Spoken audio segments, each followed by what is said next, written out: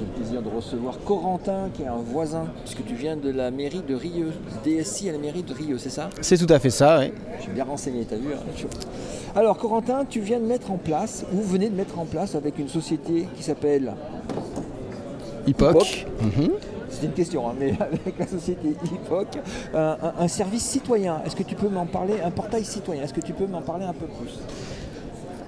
Oui, tout à fait. On a ouvert du coup en septembre là, notre portail de gestion de la relation citoyen qui a pour objectif en fait de fournir un certain nombre de téléservices aux usagers de la ville.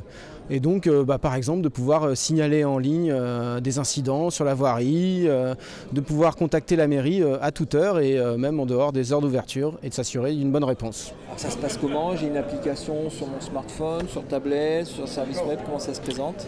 Alors aujourd'hui, on n'a pas d'application sur smartphone. Par contre, le site est totalement responsive. Ça veut dire qu'il s'adapte donc au format des tablettes et des téléphones. Donc il peut être totalement consulté sur son téléphone. D'ailleurs, ça représente plus de 50% de nos connexions. Et l'idée pour nous, c'est le citoyen va créer un compte, ou pas d'ailleurs, et à partir de ce compte, va pouvoir accéder à un certain nombre de services. Donc je disais des signalements d'incidents, mais aussi, par exemple, prendre rendez-vous pour rencontrer un instructeur au service urbanisme ou faire une préinscription de son enfant en crèche. D'accord. Il n'y a que les services municipaux qui sont concernés ou des associations? Il y a d'autres choses avec qui vous mettez en relation, les citoyens, tout ce qui se passe sur la commune? Alors aujourd'hui, non, c'est que les services municipaux. Par contre, ta question est intéressante parce que ce qu'il faut voir, c'est que ça concerne les citoyens, mais aussi les associations. Et que les gens peuvent avoir un compte en tant que citoyen, mais aussi un compte en tant qu'association, voire en tant qu'entreprise, et n'accéderont pas aux mêmes services. Donc une association pourra par exemple accéder à un service de location de véhicules de la mairie ou de prêt de matériel type barriérage et ainsi de suite. Et comment est arrivée l'idée? La mairie de Rieux, comment c'est arrivé? L'idée, elle est impulsée en fait par une nouvelle municipalité qui est arrivée donc, suite aux élections de 2014, qui est une municipalité qui s'est construite beaucoup autour de la relation citoyen et de la relation de proximité, avec une envie de répondre au plus près à chaque demande de citoyens et de manière très personnalisée. Et donc pour les agents de la mairie, il fallait se doter d'un outil qui permette de répondre à cet objectif. D'accord. Il existe plein de solutions. Alors, comment vous avez fait pour choisir cette solution que vous avez mis en œuvre? Alors ça a été long, et c'est un projet qu'on a commencé en fin 2014.